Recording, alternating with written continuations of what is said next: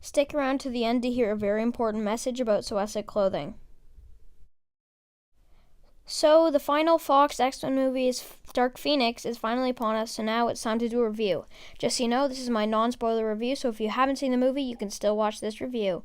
Also, my spoiler talk video will be out tomorrow morning, so stay tuned for that as well. We need 1,000 subscribers so I can make the official Zed Discord, and I have something else big planned for 1,000 subscribers as well.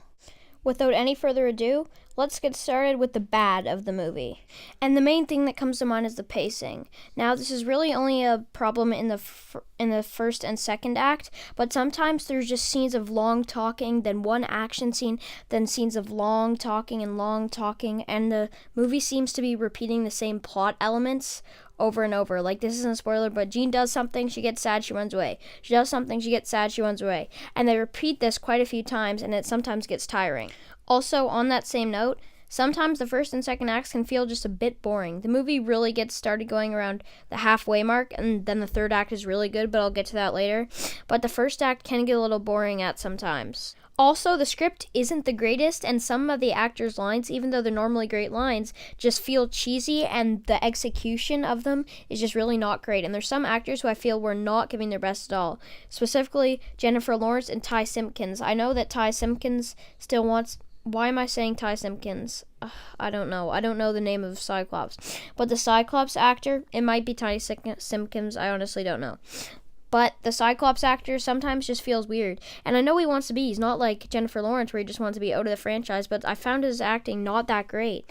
And Sophie Turner is definitely the standout. But sometimes, especially at the start, her acting felt kind of bizarre. Also, some things are just left unanswered and unexplained, such as the main villain. She kind of comes out of nowhere and we never get an explanation on really why she's here or where she came from. Same with the Phoenix Force in space. It's just kind of there and we never get an explanation of why. But that's all for the bad. Let's get into the good. The main two things that really stuck out to me when I was watching this movie was the visual effects and the music. Let's talk about the latter first. I honestly had no idea Hans Zimmer was scoring the music until I saw the credits, but it made sense because I was noticing that the music was really good and epic and fit well with every scene it was in. Overall, it just boosted the movie and was really epic, and I'd love if they reused this soundtrack a bit in the MCU. Maybe altered a little bit, though. Also, about the visual effects, I just feel like this movie is the best visual effects out of every X-Men movie. And the effects and visuals are just gorgeous. Like, there's a couple scenes in particular. I can't really talk about them because they're kind of veering into spoiler territory. But the scene you're seeing on screen right now was a perfect example of that. There's some even better moments for the visual effects. Once again, I don't want to talk about them because I don't want to spoil them. But you'll know the moments when you see them on screen. The visual effects in this movie are just so good and gorgeous to look at. And this is something I feel a lot of people have been overlooking and not really talking about.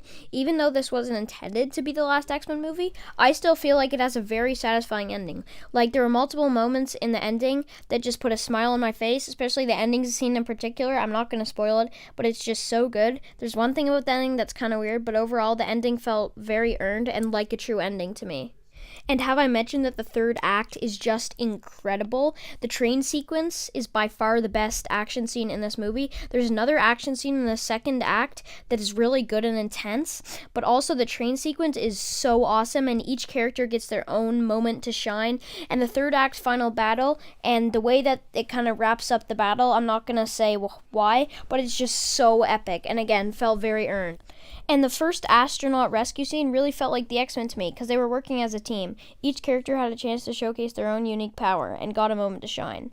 One thing I would change about this is, though, I feel like they kind of underutilized Quicksilver throughout the movie. I'm not going to say why because it's kind of a spoiler, but I feel like Quicksilver could have had a little bit more to do in this.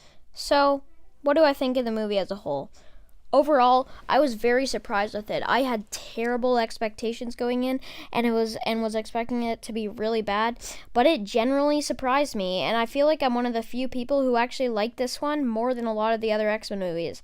It does a way better job at Last Stand than at recreating the Dark Phoenix storyline, and I do not think it's the worst X-Men movie by far. First Class is still my favorite. I'd say this one and Apocalypse are tied for me. So honestly, this one's good. It's not a perfect movie, but it's still good, and I really enjoyed it. Overall, I give it a 6.7 out of 10.